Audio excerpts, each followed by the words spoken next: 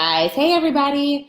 So, good morning again. Hello, hello.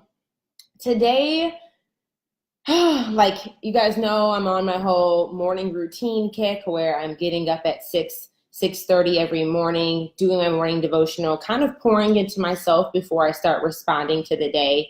And that has just been making, I've been doing it. I did it all of last week. This is week 2. And it is making such a huge difference in how I show up and how I operate and how I move throughout my day. So I'm loving it so far.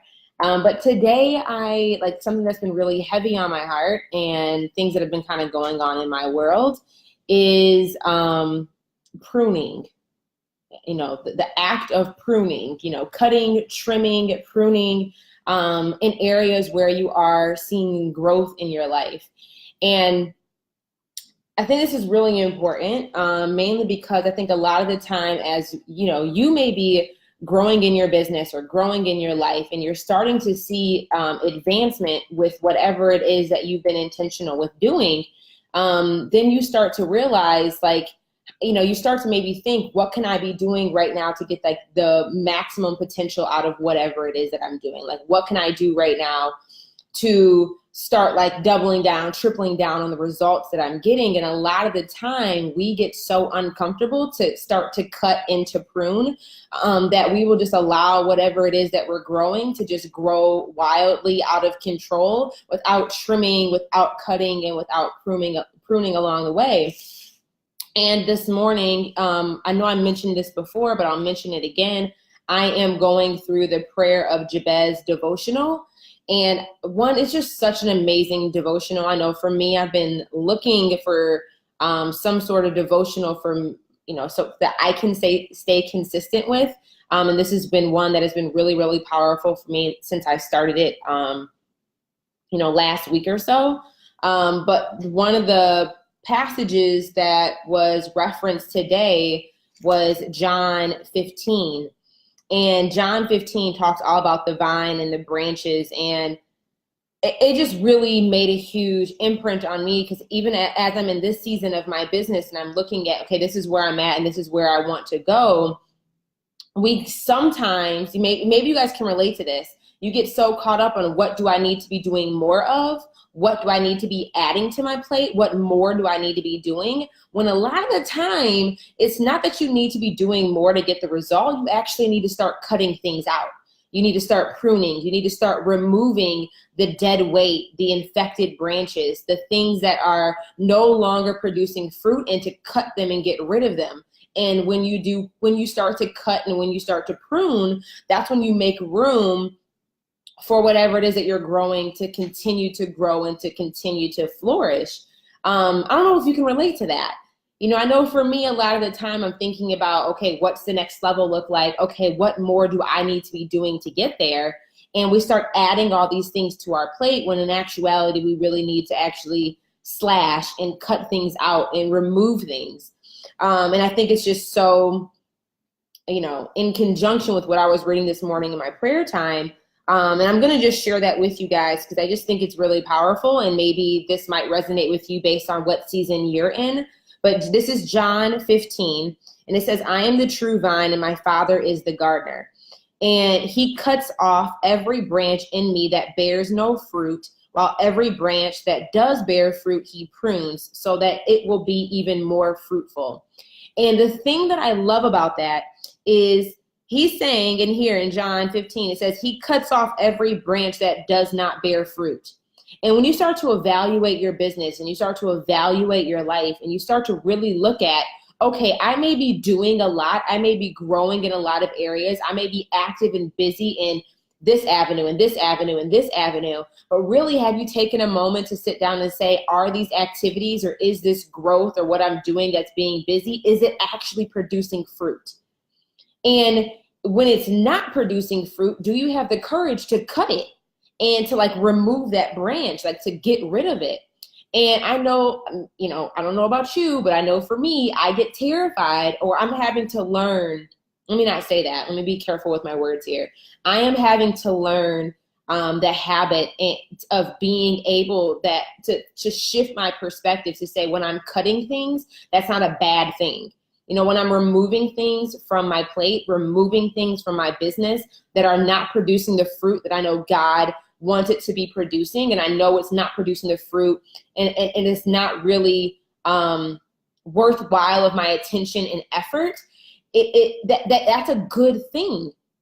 And when you think about it from a plant perspective, I am not a planter. I am not a gardener. If you give me a plant or buy me a plant, more than likely it will die within the first week. That is just not I don't have the green thumb or whatever they call it. But when you think about it with anything else in life, like you think about vegetables, or you think about fruit that you're growing in your garden, or you think about the plant, or when somebody buys you roses, like you cut the dead parts of the stem, like you cut the leaves that are dying. And even though you may have been giving effort to this and like trying to grow this, investing in this, when you start to see that it's not producing fruit, like you got to cut it. That song, "You Got to Cut It." Like he was on to something when he was saying that, like in that song, like we need to adopt that too. But it's also biblical. Like he cuts off every branch that does not bear fruit. He prunes so that it will be even more fruitful. And it's just like looking at pruning and looking at cutting as a healthy part and a healthy routine. And it's like, when is the last time you have evaluated your efforts and evaluated the work that you're doing and evaluated your business model, evaluated your revenue streams, evaluated the activities that you're doing in your business? When is the last time you took a pause and took inventory of, based off of what the seed that you have right now that you've put in fertile soil that you're trying to grow, being your business, when is the last time you've taken inventory of what's dead? When is the last time you've taken inventory of what is really not bearing fruit and producing results? And once you've identified that, when is the last time you've actually cut and pruned? So like recently I did an interview on Tara McMillan's podcast, What Works? And it was all about simplifying your business model and focusing on one core offer. And if you have not listened to it, I highly recommend that you go check it out. It's a really, really good interview. Not just saying that because I was the one being interviewed, but I'm saying it because it really does correlate to the message that we're talking about today. But at the end of, 2018, I cut all of the offers in my business that were not associated with my signature service. So before, I had made quite a lot of digital products over the 2 years that I've been in business, and really I've created a ton of different things, like testing out offers, seeing what worked, seeing what didn't work. And when I really started to look at, okay, what's actually producing fruit, what's actually generating a profit in my business, where am I seeing the largest profit margins in my business? I started, and not just profit margins for me, but also profit margin in the sense of hearts impacted. Like, where are my students, where are my clients getting the biggest results? And all of that boiled down to my signature program, Services That Sell. And even though the seed I had planted being my business and what I was growing was starting to branch out, weeds were also starting to grow. And even though, you may have the inspiration to like say, I'm going to try this digital product, I'm going to do this workshop, and start to do all these like smaller little bite-sized things, they may actually be growing, but it may not be the growth that you ultimately want to be experiencing. It may not be the consistency that you've been looking for. So I started to evaluate my business model, and I realized where I'm earning the largest profit margin, and simultaneously where my clients are getting the most impactful results is in my program, Services That Sell. So what as I'm sitting here, this is what I was in, the boat I was in at the end of 2018. I would say it's even before that. This really started at the end of 2017. It took me 6 or 7 months to commit to it. Let me get that accurate. So at the end of 2017 is when I realized this. Mid 2018 is when I actually put it into place. So it took me 6 months to be obedient. Why? Because I was stubborn, hard-headed. I was scared to cut things and let things go. But I'm so glad that I did, because when I started cutting and when I started pruning within my business, I started to see greater fruits, right? Like last year was the largest revenue earner that we've had in business. Like, we have been growing at an exponential rate, which is a blessing. The more that I grow in my business, the more that I'm obedient. That means the more that I can do for God, I can do to glorify God, the more that I can help other people, the more that I could hire more team members and support their livelihood, the more I can help more people like you with being able to enroll high ticket clients consistently so you can start generating more sales and seeing more revenue in your business. That's the whole goal. But that process started with me cutting and pruning, getting rid of the offerings and all these smaller size digital products that kept me busy, that kept me active, but were not bearing fruit.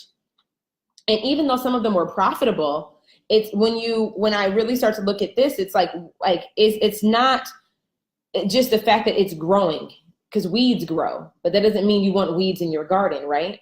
So I think that that's something that's maybe an activity that if you have not done that in your business, it being March, it's about, we're entering into a new quarter soon. This is probably a really great time for you to take inventory and to look at the activities that you're doing. Are you producing the fruit that you need to be producing? And instead of looking at what more do I need to add to my plate, it's really looking at what do I need to cut and get rid of.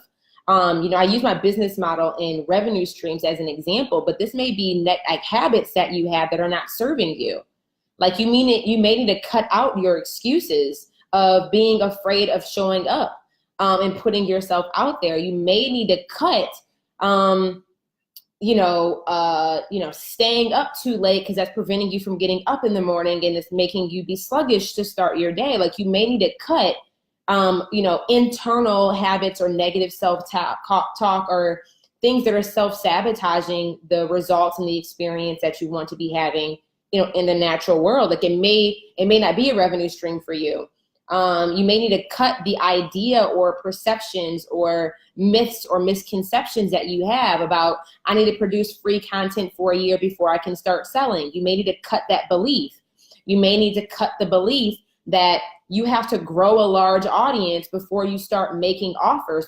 That's one thing that I hear far too often, that hopefully, if you have that belief, that's something that you need to cut this season, that you need to have a large audience or that you need to grow an audience before you can start selling. Because that is not, based off of my experience, based off the experience of students who joined services that sell, who had zero audience, who did not know who had never done a Facebook Live before, who were terrified of seeing themselves on camera. I need you to cut that belief out. So whatever that is for you, identify what that is and start pruning in your own life. And if you need to pray through this, which I highly recommend that you do, and I recommend that you pray before you pursue within your pruning, to make sure that you're not just asking God to cut what feels uncomfortable for you, because what is uncomfortable for you might be the exact thing that he's calling you to step fully into, but praying for him to identify what needs to be cut and what needs to be pruned based off of, you getting in alignment with what his desires are for you. Because I know a lot of the time, and this is, I know for me personally, God's vision of what abundance looks like in my life and the territory that he wants to have for me terrifies me, because it's bigger than what I think I'm qualified to have. And that's why I think, as I was reading through John this morning, John 15, I would just read through the vine and the branches, but it was just such confirmation that, God is not called the qualified, he qualifies the called. And just because sometimes I'll pray, God, remove this obstacle, remove this hurdle, he's like, you're exactly where you're supposed to be right now. And me removing that is actually me removing you from the blessing that's on the other end once you break through. So instead of, so start really pray before you pursuing that. But one thing I love about my Bible that I use, so I use the NIV Bible for women, and I really, really like it because as you're going through scripture, there's these short little devotionals within the Bible. But one thing that the devotional said today that I thought really stuck with me, that I underlined 2 or 3 times, was that the hard part is faithfully understanding the pruning process. Because I think conceptually we understand it, logically we get it, right? Logically we get that when you're growing, a part of growth of any beautiful flower is weeds will get attached to it. Thorns will get attached to it. Anything that grows, parts of it will die. Like leaves will die. Like we see it symbolically in so many areas of life, but it's just hard. Sometimes, again, we can get it logically, but it's hard to understand it spiritually, internally, and then to be obedient to it. And I think I agree with that the hard part is faithfully understanding the pruning process. And they go on to say in here that like when God prunes or guides us through the already, this is the key thing, already occurring. When God prunes or guides us through the pruning process, it is for the purpose of more growth in places where growth is already occurring and good fruit is already being produced. So I think that's a really good qualifier that like, that he's pruning in areas that are already occurring, where growth is already occurring, where good fruit is already being produced with the purpose for you experiencing more growth. And so this is something that I think a lot of entrepreneurs struggle with because we're so creative and we have this tendency to be innovative and we're excited to tackle and try new things that sometimes we get to cutting and pruning the wrong stuff. Meaning that when we start to like try a new strategy or we're moving in our business and we figured out what works, typically, I know I'm speaking on my behalf. Maybe you can relate to this, maybe you can't, but I've noticed this with entrepreneurs that when we start to see what works, we'll be like, all right, that worked. Okay, what's the next thing? Versus doubling down on the thing that's already working. Like we get so excited to try new ideas and to test new things, which is beautiful, which I think is like one of our strengths. But I think also we need to be able to use discernment when it comes to cutting and pruning, that we are also paying attention to what's already producing results, what is already bearing fruit, what is already working for us, and how can we make sure that we are pruning the weeds that have grown around that to make sure that what's already working continues to work and that we can amplify the growth of it versus completely abandoning it. And I know maybe you can relate to this. I don't know. Just speaking on this, I know this is on my behalf because my program services that sell was working. Like it was working. It was getting results. Like people were coming in from such a wide range of service-based business owners and getting results, converting 4-figure clients, having their first 5-figure month, like converting $9,000 clients, $12,000 clients, $14,000 clients, like having the courage to do their first Facebook Live, like having the courage to be visible and put themselves out there. And in my mind, I'm like, all right, what's the next offer?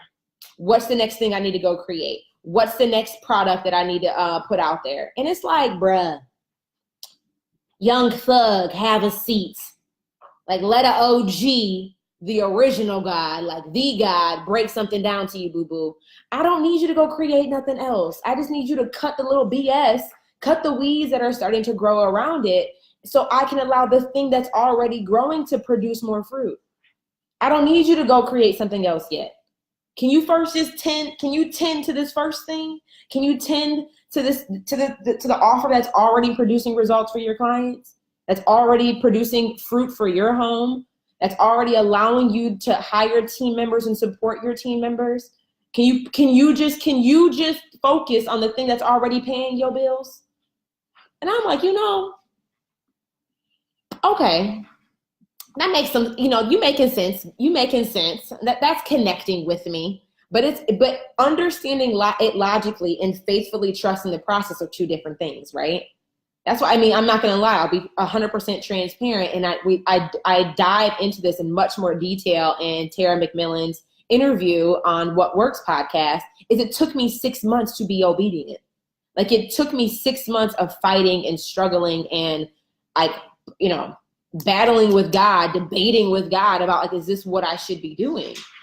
Because it's scary to go all in. Like it's scary to cut and prune sometimes.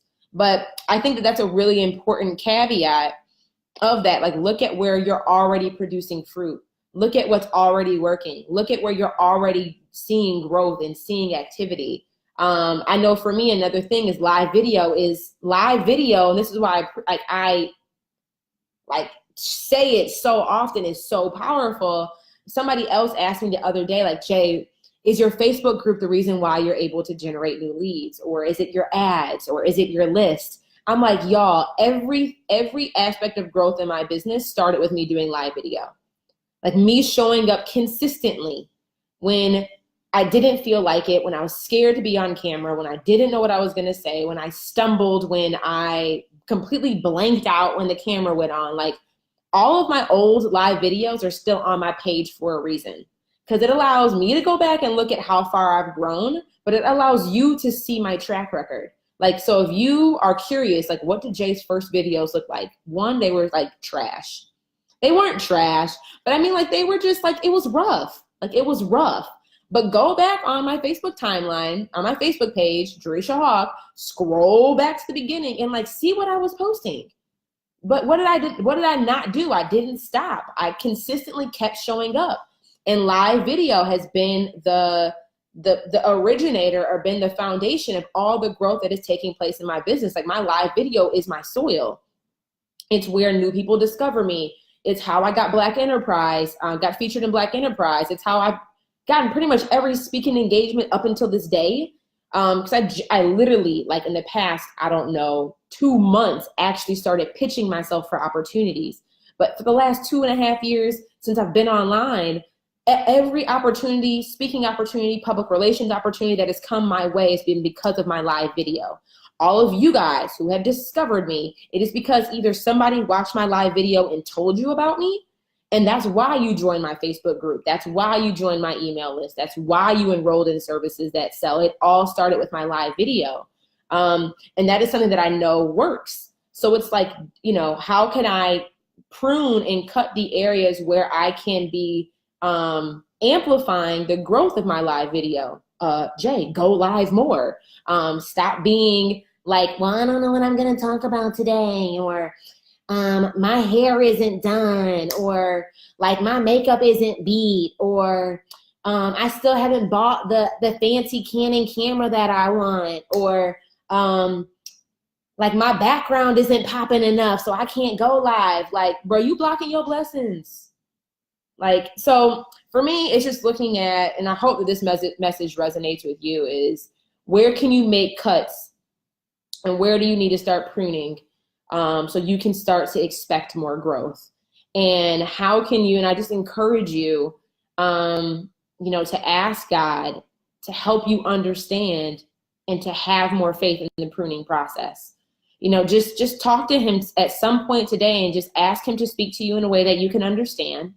Ask him to make it clear what areas, what beliefs, what mindsets, what perceptions, what behaviors, what habits, what activities, what people in your life, like we're gonna go there for a second. What people in your life you need to cut and prune so you can have a healthy maintenance of the thing that you're growing. So I hope this was helpful, guys. This is what's on my heart right now. Hope that blesses you today. If this was helpful for you, my only ask of you is to share this message. You know, share this message. And if you are watching right now and you want to screenshot this and tag me on Instagram, share with me your top takeaways. That would mean the world to me. Let me get ready for my poses, because if you guys are watching this on Instagram or on Facebook, want to make sure you don't, you know how sometimes you like will screenshot and it's like some crazy, like you create, it's like crazy in motion. We don't want to do that, okay? So we're going to put on good face. Okay, one more time. And one more. So just screenshot one of those amazing images. Tag me in it on Instagram stories. Tag me in it on Facebook. Share this video. If you're listening to this, share this with a friend who needs to hear this message. Because it really, y'all, your wins are my wins, okay? And all of us, we want to be seeing each other win. We want to be seeing each other succeed.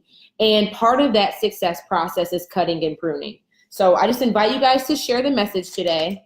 I invite you guys to read through John 15, the vine and the branches. And I invite you to pray today and just to ask God to speak to you in a way that you can understand and to help make it clear where you need to be cutting and pruning so you can start to expect and see more growth. Okay, y'all? So have a blessed day. I will see you tomorrow on the Hot Hustle Morning Show at 9 a.m. Eastern Standard Time. Bye, y'all.